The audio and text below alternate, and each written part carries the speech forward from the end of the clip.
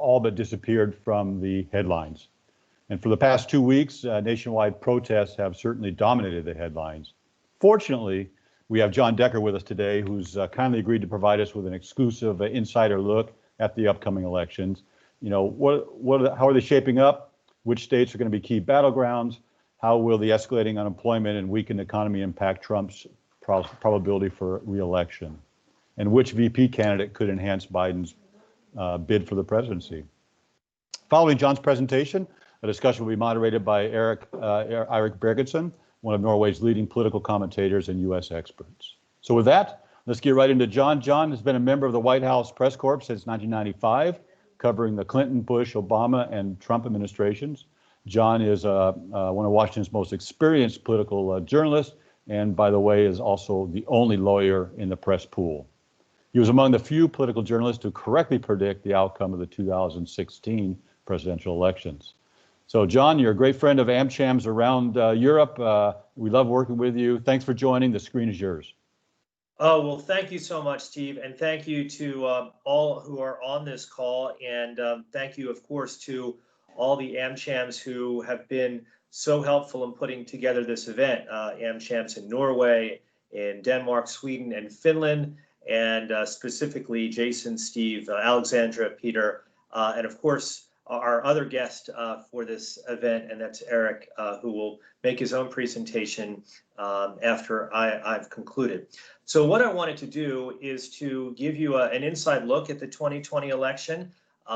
As Steve mentioned, it's not really the focus right now because of a lot of things that have been happening here in the U.S. over the past few months, including dealing with a health crisis, an economic crisis, also dealing, as Steve alluded to mass protests, which happened in dozens of cities across the U.S. over the course of the past week and a half. But today I want to focus on the election, President Trump against the presumptive Democratic nominee, Joe Biden. So why don't we move along to the first slide here. And these, of course, when this whole cycle began, were the challengers hoping to be the Democratic nominee. It was back in December, before the first contest took place, that I looked at the field, and the field was set at that point. And I thought and predicted that Joe Biden, the former vice president, would indeed be the Democratic nominee, which is not a knock on any of his challengers. It was simply what I saw as the advantages that he had built in as a candidate, having served 2 terms under President Obama, a network that he had built up nationwide, and also the way the entire cycle sort of plays itself out and where his strengths lie. And if you recall, and we'll get into it just a little bit, want to touch on it, you know, he really caught fire after the South Carolina primary. That really propelled his candidacy and pushed him along to the point that this past week he became the presumptive Democratic nominee. Let's move along to the next slide. Michael Bloomberg was the last entry in the field. There were some people that were thinking that perhaps he was going to give Joe Biden a real run, given the fact that Michael Bloomberg had very deep pockets, to say the least, multi-billionaire, and certainly dipped into those deep pockets. I think at the end of the day, he spent about $600 million US trying to secure the Democratic nomination, and it didn't go far. He had a lot of problems in terms of his candidacy, and he never won any of the contests in which he competed. Let's move on to the next slide. The incumbent, of course, is President Donald J. Trump, who surprised a lot of people in the first week of his presidency. He announced that he's running for re-election, which is pretty much unheard of. But Donald Trump has done a lot of things that are unlike his predecessors. And he is at the end of next week, next Friday, is going to begin those campaign rallies, which he really enjoys, energizes the president, energizes his base, and they will begin anew next Friday. First one's going to be in Tulsa, Oklahoma, and it's going to be interesting to see as a side note, the protocols that are in place, given the health crisis that we're dealing with in the U.S. with the coronavirus pandemic. Obviously, this is a worldwide health crisis, but when U.S. citizens are being cautioned about gathering large crowds, that's why I say it's going to be interesting to see the health protocols that are in place for the president's first campaign rally in a few months. The last one was held in March. We'll go on to the next slide. These are the 2016 final results. As Steve mentioned, I forecast these final results, and I did so because I, unlike a lot of my colleagues, traveled quite a bit in 2016, got a real sense for the temperature that existed in the United States, and got a real feel for the way both of these candidates were being considered by voters in 2016. And at the end of the day, in November of 2016, we see the results. President Trump got over that 270 threshold to win the Electoral College. He ultimately beat Hillary Clinton, the Democratic nominee, 306 to 232. And you can see where Hillary Clinton's strengths were in 2016 on the coasts pretty much, as well as you see Colorado and New Mexico in the middle of the country. You also see that she did well in Minnesota and Illinois and Virginia, and in the northeastern part of the country, namely New England. I guess essentially you could say New York State northward of the United States, but everywhere else it was an election that Donald Trump did exceptionally well. Go on to the next slide, please. He did well in the Electoral College, but as you see, the popular vote was won by Hillary Clinton by 3 million votes. And my forecast is regardless of how the Electoral College ends up being in 2020, I do forecast that Joe Biden will beat Donald Trump as far as the popular vote is concerned. But that's not how we choose elections. It's not how we, choose our presidents in our presidential elections. It's the Electoral College. And it's important to go through each and every state to see how each of these candidates are doing to determine who has the upper hand, who will do well in the 2020 election. Let's move on to the next slide. So the frontrunners for the Democratic nomination are sometimes thought of perhaps being considered for a vice presidential spot on Joe Biden's ticket. The only one who, based upon what Joe Biden has said, of these three other candidates that you see on your screen that could be considered is Elizabeth Warren, because Joe Biden has said he's going to choose a woman as his running mate. So Elizabeth Warren has, in her own way, been campaigning to be the #2 spot on Joe Biden's ticket. It's a possibility, but having two Northeasterners, Elizabeth Warren is from Massachusetts, is unlikely, I think. And given the protests that we've seen in the United States over the course of the past week and a half, there's building pressure on former Vice President Joe Biden to choose an African-American woman as the #2 spot on his ticket. And for that, one of the names that's often mentioned is Kamala Harris, who herself ran for the Democratic nomination, but actually dropped out before the first contest in Iowa. Let's move on to the next slide, please. So this is the 2020 electoral map as I see it right now. And I can fill in one additional state on this electoral map. And what I've done here is I've made everything solid red and solid blue. That does not mean, however, that states that are solid red will 100% go for President Donald Trump, nor does it mean that states that are solid blue will go 100% for Joe Biden. What I wanted to do is simply make it a little bit easier for you to see rather than, do shades of red and shades of blue. However, having said that, at this point in time, in early June, this is the way I see this particular election sort of working its way out. And as you can see from this electoral map, this will be a very close election. I mentioned there's one additional state that I'd color in at this point, and you see there are 3 states that are not colored in right now, either red or blue. The states are Pennsylvania, Michigan, and Wisconsin. And as you can see from the electoral map, you need 270 electoral votes to win the presidency. And that means that if, in my mind, the way I see this map right now, if President Trump were to win any of those 3 states, I think he'd win re-election.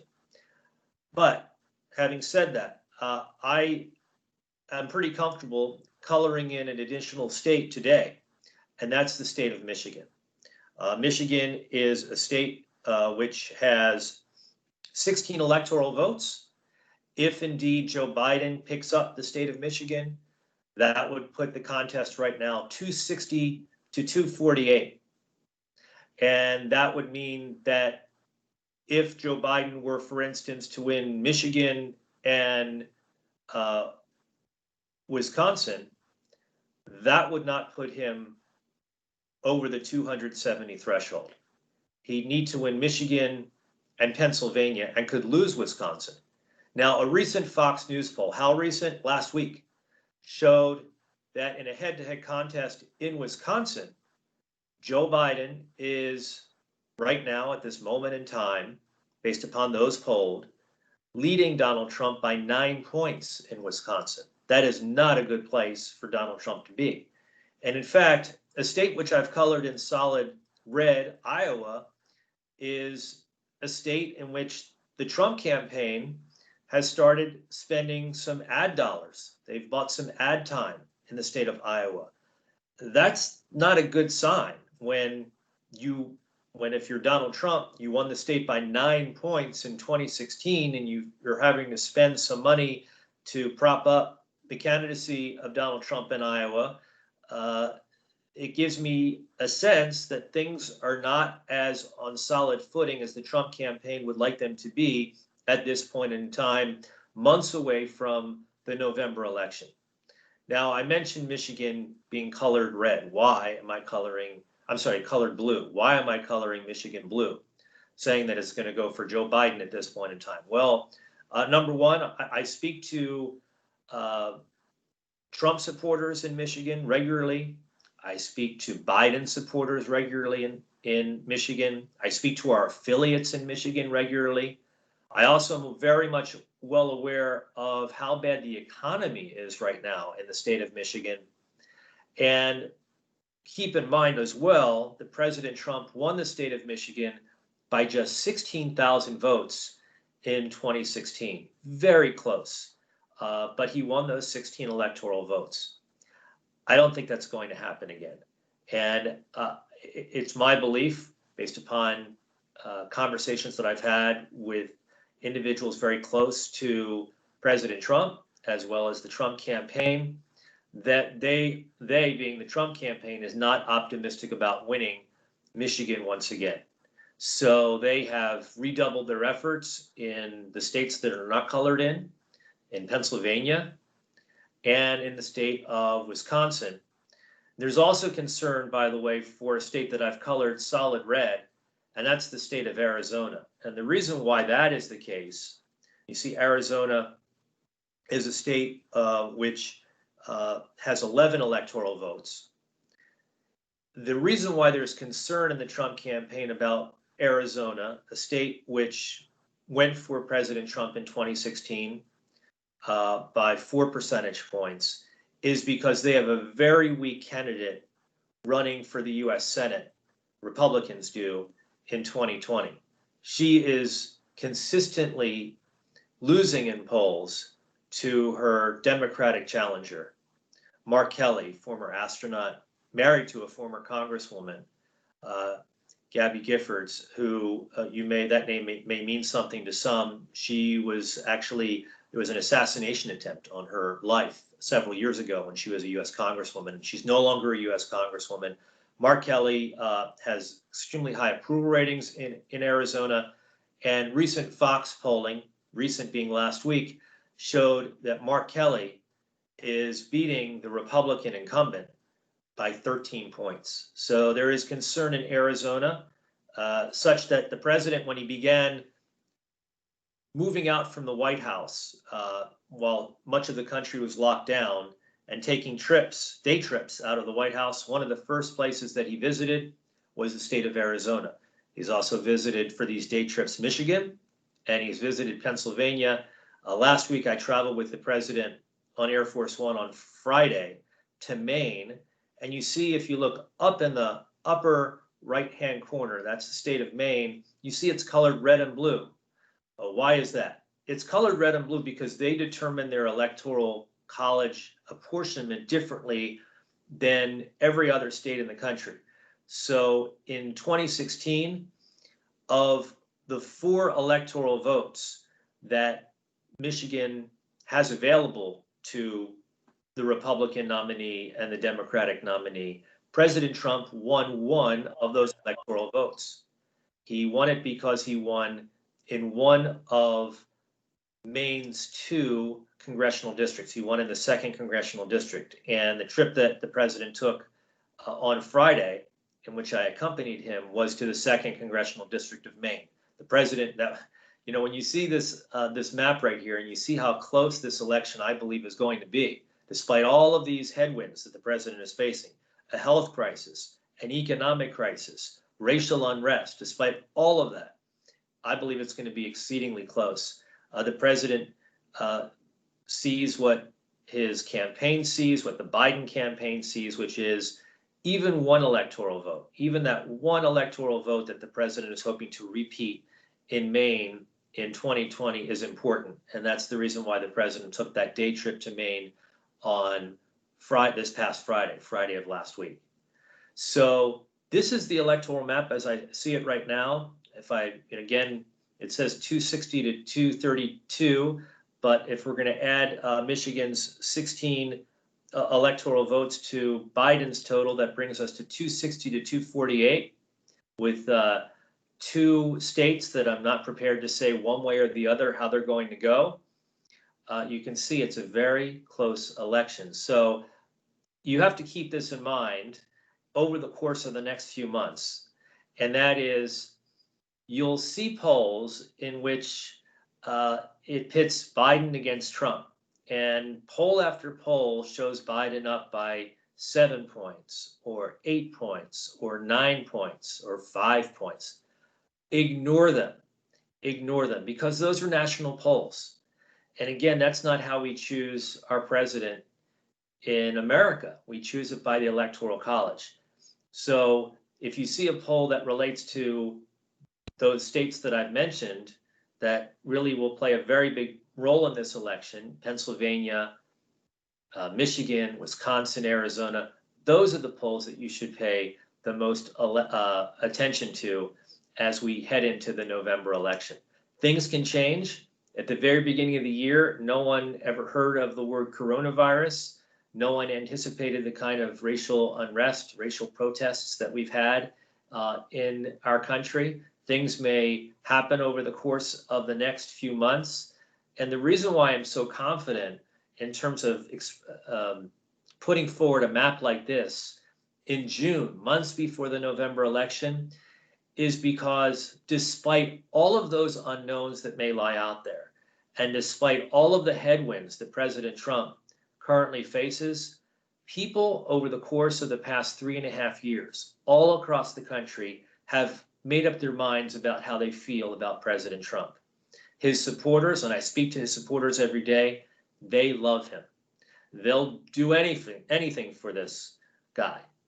He is someone, and you see it from the campaign rallies, they go to bat for. They're energized by his candidacy. They're energized by his presidency. They are going to the polls in November for him and will proudly cast their vote once again for Donald Trump. On the flip side, the other side of America, because we are a divided country, the people that dislike President Trump dislike him with an incredible passion. And they can't wait to go to the polls in November to cast their vote against President Trump. So there's no great, I don't see, energy for Joe Biden. He is simply a vessel. he is a vessel that those who dislike President Trump will use to try to throw President Trump out of office and deny him a second term. And as a result, when you see polls, there are very few people who are undecided. You've made up your mind one way or the other about Donald Trump. You like him, you love him, you dislike him, you hate him. It's one or the other. And that's the reason why I believe doing an electoral map in 2020 is in some respects a lot easier than it was doing an electoral map in 2016, when there were a lot of unknowns about how Americans viewed someone who had never held political office, who had never run for public office. And that makes, I think, the job of myself and others who, sort of put together these electoral maps a lot easier. And with that, I think that I'm just about up to my limit. I'll throw it back to Steve and hopefully get a lot of questions from anybody who may have questions regarding my presentation. Thank you. Thank you, John. Excellent presentation as always. And let's go on to Jason. I think you'll introduce our moderator. Yes. Thank you. Thank you very much, John. Always a pleasure to hear from you. Always very thought-provoking. And I personally have a lot of questions, but I'm gonna hold off for now. I'm gonna.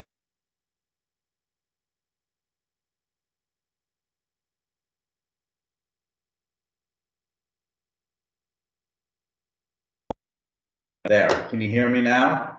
Yes, we can. Okay, sorry about that. I said I had a lot of questions, but I'm just going to move ahead and introduce Eirik here very briefly. Thank you, John, for that presentation. Eirik is a Norwegian political commentator, often featured as an expert on U.S. foreign politics on Norway's TV2 News, where he also currently hosts the program Trump's World. There I see you, Eirik.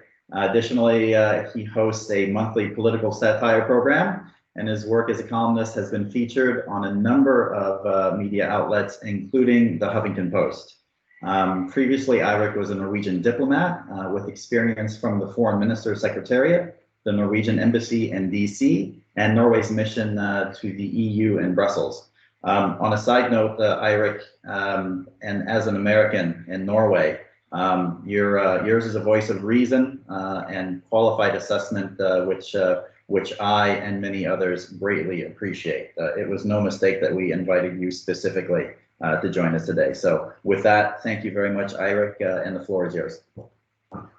Thank you so much, Jason. That was a very generous description. I'm sure you have a lot of guys and women there questioning the satire part.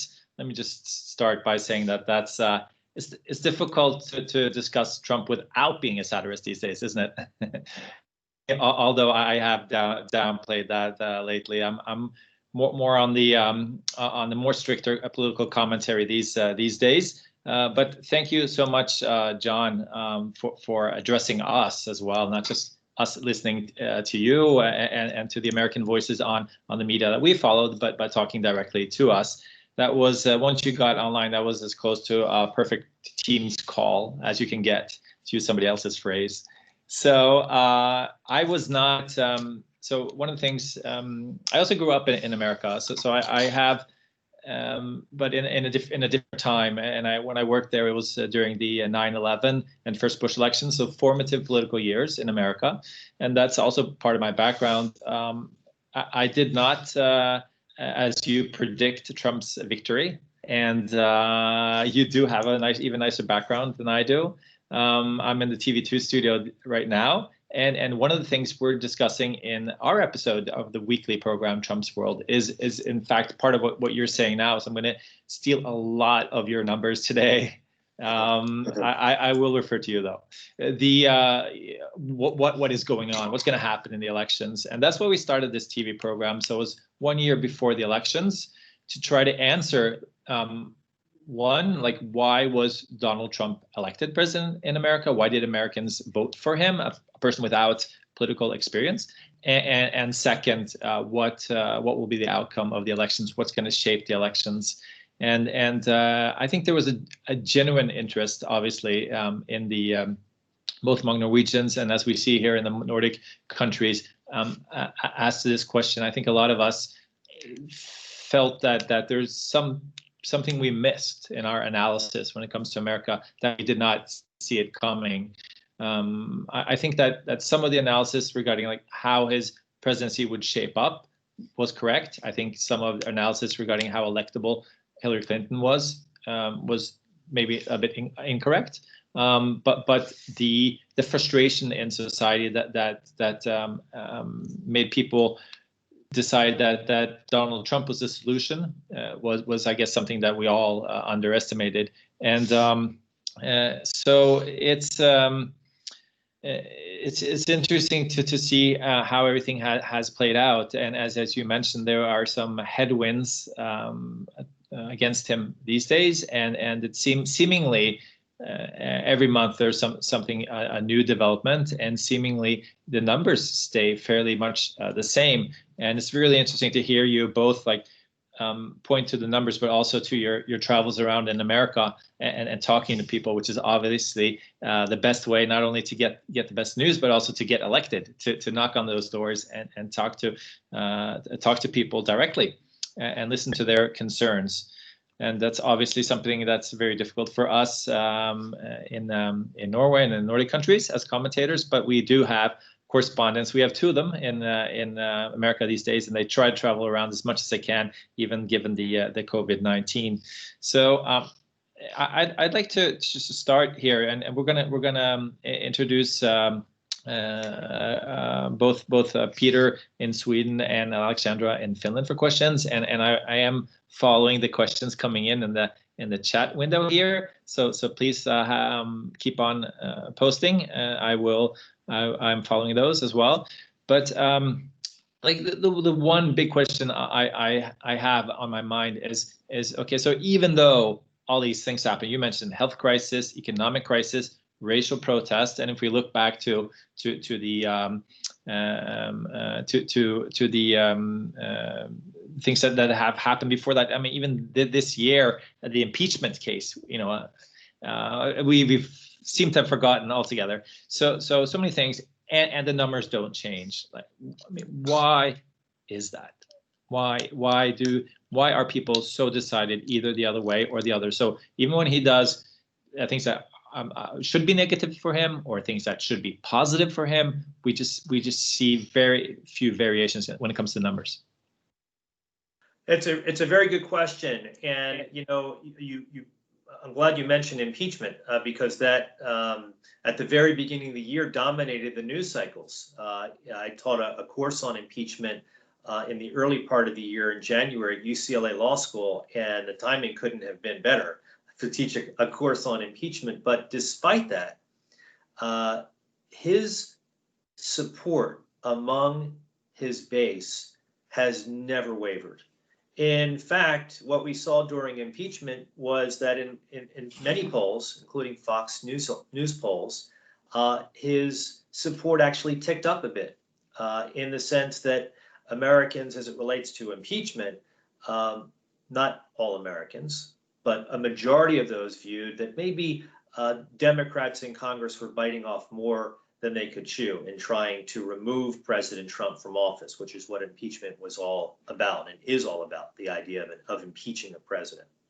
So despite impeachment, despite the economic crisis that we're dealing with right now, with unemployment above 13%, 40 million Americans over the course of the past 3 months have filed for unemployment claims. And of course, we are still dealing with a health crisis, the coronavirus pandemic. That's not going away and likely will still be around when we get to Election Day. That support for the president remains firm. It remains firm. Now, polls have shown over the course of the past few weeks that a majority of those polled do not give the president high marks as it relates to how he's dealt with this racial unrest. But what happens is the news cycle in America, in particular under Donald Trump, moves incredibly quickly. I've never seen anything like it. It's unbelievable. And so here we are in June in Washington, D.C. in the wake of, in some cases, some violent protests happening in America. Most were very peaceful. I can't tell you if this mood that exists right now will be around at this time next month, because the news cycle moves so quickly. And I can't tell you whether the energy that I see right now on the Democratic side will exist in the next few months. And energy is so important in elections. No matter where you are, no matter what country you're from, energy is important. And I'll give you one perfect example of that, and that is a statewide election that happened in Alabama. A few years ago, there was a race in which a Democrat ran for an open Senate seat in Alabama, which is a solid red state. The Republicans put up a terrible candidate that had a lot of baggage associated with his candidacy. And what happened in that particular race was that African-American voters made up 3 out of every 10 voters.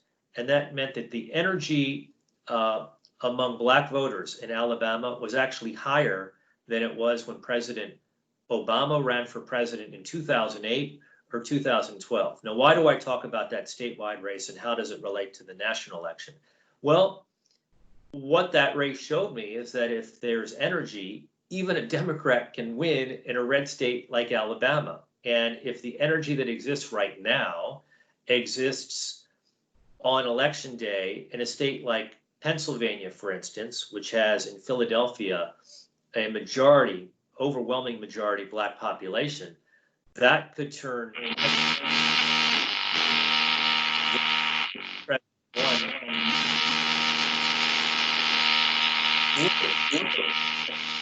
my electoral map, I point out, could make the difference in the presidential race. So energy is so important.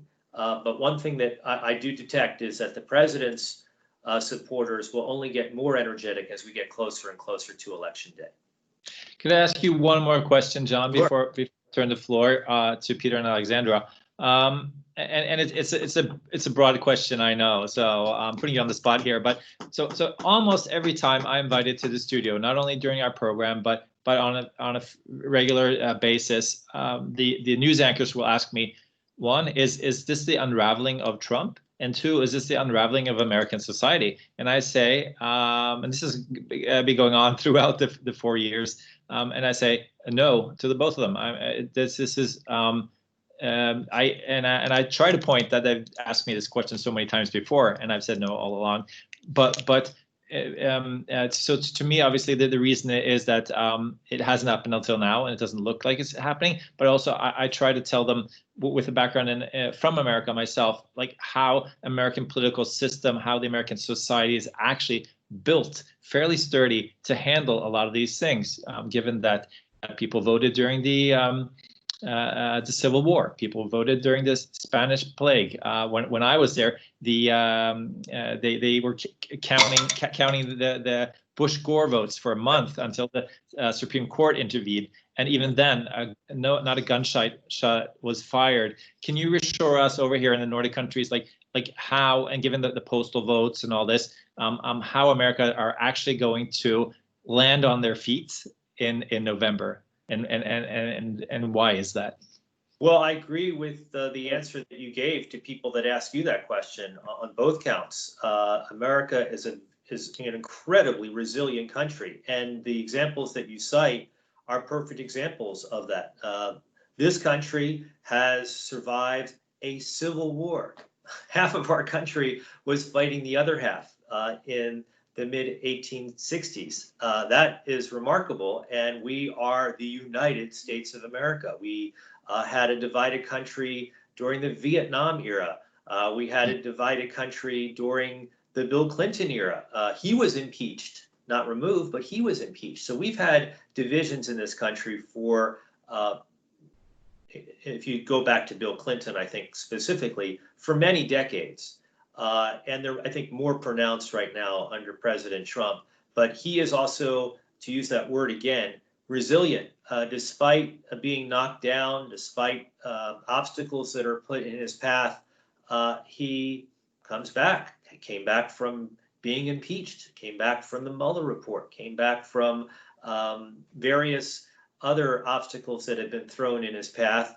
And that is one of those traits that, for his supporters, attracts them to him as a leader, as their president. And that is one of, I think, one of the prime motivating factors for them in wanting to cast their ballot for him once again in 2020. Thank you. Thank you so much, John. And then I'd like to turn the floor to Peter in Sweden and Alexandra in Finland. Hello. I have a quick question for you, John. You've been covering presidential elections since 1996, and every day now we're hearing the words unprecedented, new normal. There seems to be a new crisis every week. And you just said you cannot tell what the energy will be like in the future. So I was wondering, is there any part of the usual pattern or election playbook that's being followed here? Or are we in completely new campaign strategies in the 4 battleground states? Well, what happens for both sides, it's a really good question, Alexandra. What happens on both sides is, if you're in the quote unquote war room for the Biden campaign or the war room for the Trump campaign, they too look at the same map that I had up on the screen as far as the slide is concerned, and they have the advantage of knowing what took place in 2016. So beyond that, they also know what has taken place in statewide elections during the midterms. So I didn't mention Florida in my entire presentation to you, but let's take a look at the state of Florida, which is an important state. As Eirik mentions, it decided the election back in 2000 with the counting of those Chads and the Supreme Court weighing in. In the state of Florida, over the course of the past election cycle or two, we've seen a Republican voted statewide as governor, and we've seen a Republican voted statewide as senator. That gives a good sense to the Trump campaign that Florida is a state that they should be able to repeat in 2020. So a lot of it is looking at how the Trump campaign performed in 2020, where they need to make up ground, and where they don't need to spend a lot of time or money. And that's important. Now, as far as money is concerned, that is also a different aspect of things compared to 2016. This is going to be, happens every election cycle, and talk about terms that are used often, but this is going to be the most expensive presidential election in US history. It's remarkable how much money the Trump campaign has already raised, over $200 million cash on hand right now as we speak. Which means that they can spend a lot of that money in those battleground states. And it also means that Joe Biden has a lot of catching up to do to meet that same level of spending that the Trump campaign will have in Pennsylvania and Michigan, Wisconsin, Arizona, et cetera.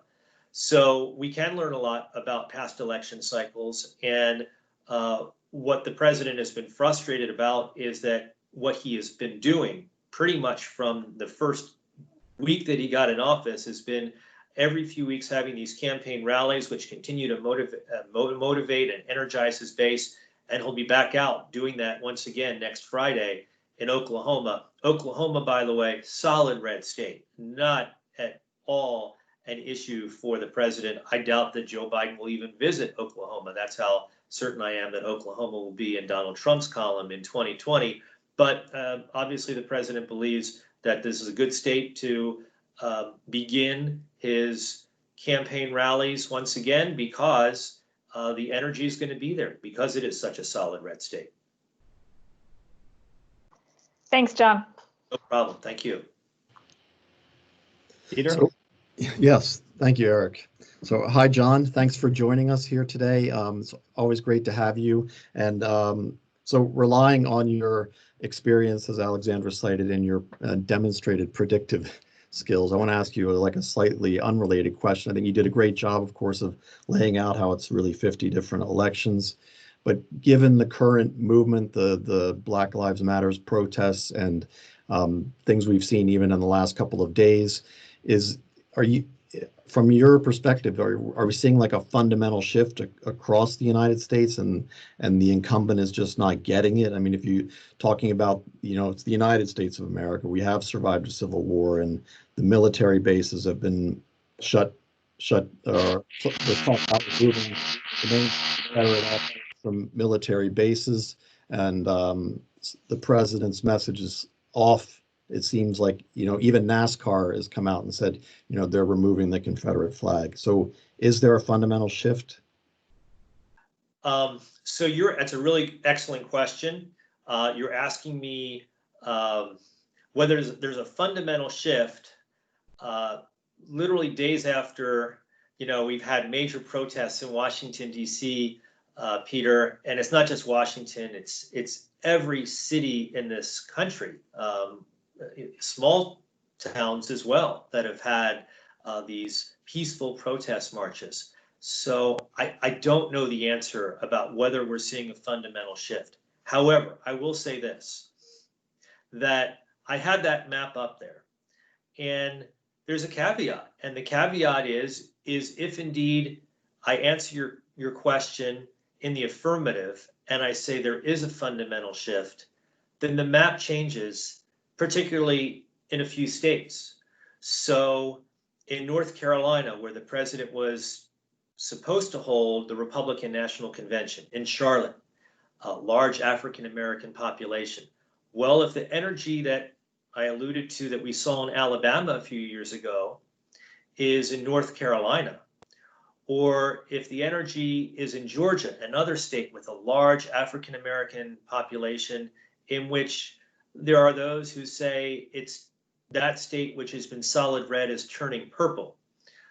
If the energy is in Georgia, then the Trump campaign is going to have to spend money that they probably did not anticipate having to spend in Georgia, in North Carolina, and Pennsylvania I've mentioned already. So the African-American vote in particular, I think more than any election probably in history, may indeed hold the key to who wins in 2020. Now, you may say, well, what about 2008? What about 2012, when Barack Obama, the first African-American, was running for president and was running for a second term? The African-American vote was solidly behind Barack Obama, but they were not the deciding factor. In 2008, he won handily as far as the Electoral College is concerned, and he improved his position in 2012 against Mitt Romney. And so the African-American vote was solidly behind President Obama, there's no doubt about, but they were not the deciding factor. In 2020, if the energy, to your point about this being sort of this key moment in our nation's history, it could influence how Joe Biden in particular performs in Pennsylvania and in North Carolina and in Georgia and in Ohio, which has an African-American, and in Michigan, all states which have very sizable African-American populations. So it's a little bit too early to ask me that question. I think the energy is going to continue at least through, there's a March on Washington, Peter, that you may have heard about or read about. It's marking the anniversary of Dr. Martin Luther King Jr.'s March on Washington. It happens on August the 28th. So the energy is going to be there on August 28th. There's no doubt about it in my mind. Can you keep that energy there through the next few months leading up to November? That's going to be the key. That's going to be the key for Democrats. And that could indeed decide the presidential election. That's a great question. Thanks, John. I know it was a tough one, but thank you for your response. Yeah. Thank you, John, and also to Peter and Alexandra for the great questions and answers. Can I ask you, John, now, is it possible to grab onto you like another 5 or 10 minutes, given that Sure. we start a bit later? Yeah, let's see. We can do, let me just check one thing. Yeah. Because Are you checking now Trump's Twitter to see if he's woken up and started at it? Yeah, you have to do that pretty often. But no, I was not. That's not what I was checking. I speak to my affiliates, a lot of our affiliates, every morning, and I was seeing if I have a list of my affiliates just yet. So I probably can take it up to about 7 after 8 my time, 7 after the hour. So why don't we? Okay, excellent. Okay, but I will enter into what I can name the rapid fire session here, because we have some great questions, and I'm trying to get as many of them as possible answered. And I hope. Okay, cool. So let me just start by the because you talked about political issues here, and you talked about a lot of them. If you were to pinpoint, there's a question here about which political issue will be most important in the battleground states. If you're able to pinpoint like one or two, I know that will vary per state, but like what do you see like arising as like the issue as of now? Well, no matter what the election, no matter what election cycle we're talking about, jobs and the economy are the #1 issue for most Americans when they go to the polls. And so that will be no different in 2020. I saw the Fed chair yesterday talking about how unemployment is going to continue to come down, which is a good thing as the year progresses. I think he said by the end of the year, we're down to the 9% range. We're in the 13% range right now. So that will be important. And the president will talk obviously about, we're on the right path to recovery. And so that will be an important issue. And getting back to Peter's question, perhaps the issue of racial unity, racial unrest will be an issue for some voters as well. I can't get inside, the head of all 330 million Americans and the reason why they're voting for a particular candidate. But those two issues certainly jump to the fore. And I'm talking to the AmChams of Northern Europe, of the Nordic countries. And, I'm often asked, during these types of presentations about US-EU relations, whether they will improve if there's a Trump second term. And maybe I'm jumping on top of a question that you have in front of you, Eric. I don't know. Will they improve in a Trump second term? Will they improve under a Biden first term? Well, under Biden, certainly. Biden is going to, I think, sort of reset relations between the US and the EU. And the type of things that we've seen with tariffs being imposed upon our allies in Europe, I think will certainly go away under a Biden presidency. With President Trump, it's all about wins. It's all about getting victories. And if the president can see that he's declared some sort of victory in terms of the trade war that we're having, that the US is having with the European Union, then things will get back to the place that, the Europeans want them to be as far as US-EU relations. If the president does not see a victory, then obviously the tariffs will continue. They have continued, the tariffs on steel and aluminum in particular. The president continues to threat tariffs on European automobiles, but that's a red line. The reason why he has not pulled the trigger on that is every one of the president's strongest allies, the people the president trusts and listens to, says that's the red line you cannot go to, Mr. President. And that's the reason why I don't think I could be wrong, but I don't think the president will ever pull that trigger. Interesting, thank you. And I know that's a concern of a lot of the AmChams, obviously, in the Nordic countries. So that's interesting to hear, and great that you addressed that.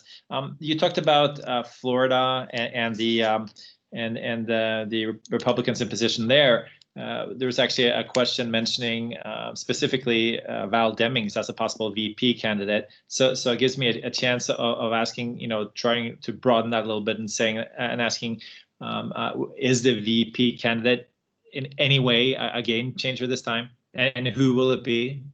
Yeah, I don't know, obviously, who it will be. I see her name being mentioned.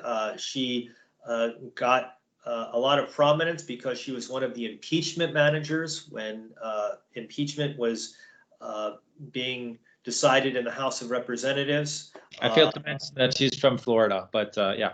From Florida, that's right. And she formerly served as a law enforcement officer. So she's got, an interesting background to her. So she's certainly in the mix, as is Kamala Harris. Kamala Harris is a person that's mentioned often because, first of all, California is not going to be a state which is going to be undecided. I mean, it's going to be solidly behind Joe Biden. The real question is what's his margin in California, more so whether he's going to win California. So it's not that Kamala Harris helps Vice President Biden in California. She has been tested in the sense that she's gone through the process that candidates go through when they run for president, being asked tough questions, being vetted. That works in her favor.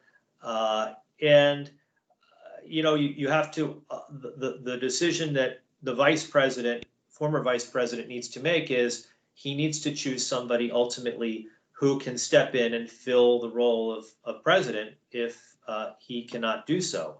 And so that will be obviously the overriding factor for him is who among these female candidates can tick off the necessary boxes that they are seen as credible in terms of filling the shoes and stepping in to the Oval Office and being president of the United States if necessary. Thank you. So this is, if not a yes/no question, a short answer for this one. Evangelists, Christian evangelists, is there any chance they will pull out their support from Trump, even though they have been, there has been some concern there? Hold on one second. Oh, we can go a little bit longer. I have 8:15. My first one. So evangelical Christians solidly behind the president in 2016. They will be solidly behind the president in 2020. They like what the president has done as far as his judicial choices are concerned. So the president has been very fortunate to have 2 of his nominees confirmed and now sitting on the U.S. Supreme Court. That is something that pleases evangelical Christians quite a bit. And the president, has also been successful in nominating and having confirmed over, I think the number is like 160 federal judges. So they will be solidly behind the president in 2020. There's also a question about getting out the vote. Like, how important will it be to get out the vote, and who will benefit from that? And will people actually go out and vote, given the difficult circumstances that might even continue during the autumn, fall? Well, there are certain states that are already making contingencies because of the health crisis that we're dealing with, and the contingencies being sending out absentee ballots, sending out mail-in ballots so that voters don't have to line up and risk their health in voting in person.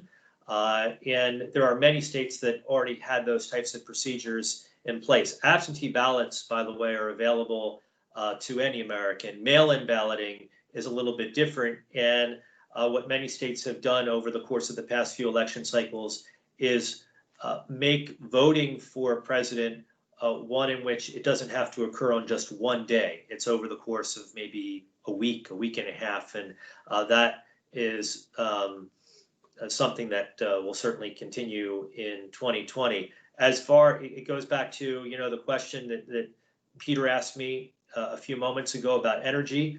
I think the energy will be there as far as the pro-Trump voters are concerned. They will be anxious to go out there and cast their ballot for a second Trump term.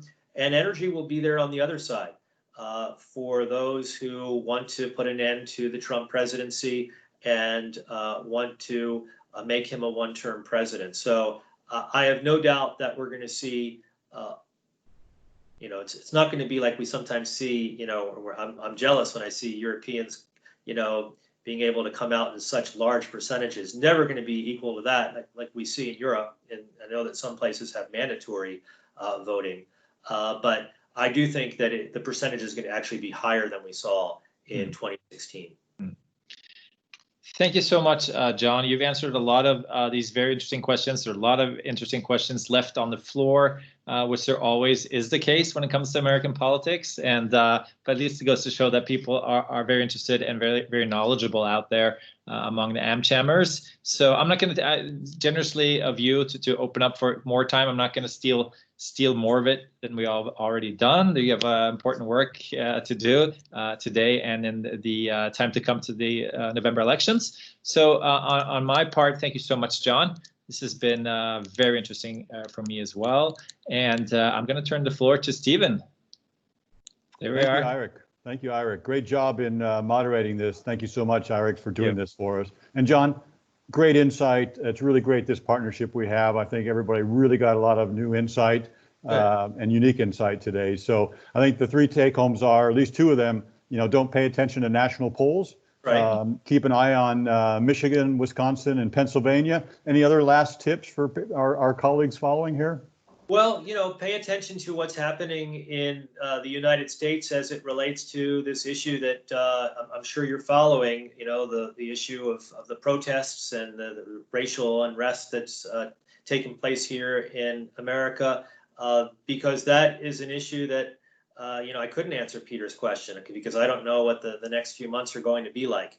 I would pay close attention to that because as I said in one of the answers that I gave, to one of the questions was the African American vote, I think more than any other election in our nation's history, may indeed determine who our next president is. So those are some of the takeaways. I want to thank you, Steve, and all the other AmChams for putting this together. I really would have loved to have been, as all of us, been there in person and, catch up after these events and have a drink. But hopefully we can do that in the somewhat near future. And if you want, we can do this a little bit closer to election time, because then maybe I can fill in, those states that I was unable to fill in today.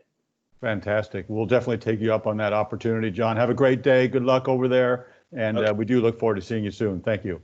Thank you, Steve. Thanks, everybody. Have a great day. Bye-bye. Thank you. And thanks also again to the AmChams, my AmCham colleagues, AmCham Norway and Jason, AmCham Finland and Alexandra, and AmCham Sweden and Peter. Great partnership, guys. Let's keep this going. We're also leading up to the elections. We're going to be planning more Pan-Nordic webinars with US-based speakers. So stay tuned to your respective AmCham chapter. That wraps up the program today. And in spite of a sizable number of glitches, I think it's a Tycho Brahe day, as we say here in Denmark. We made it through. Thanks for joining. Stay safe. Have a great day.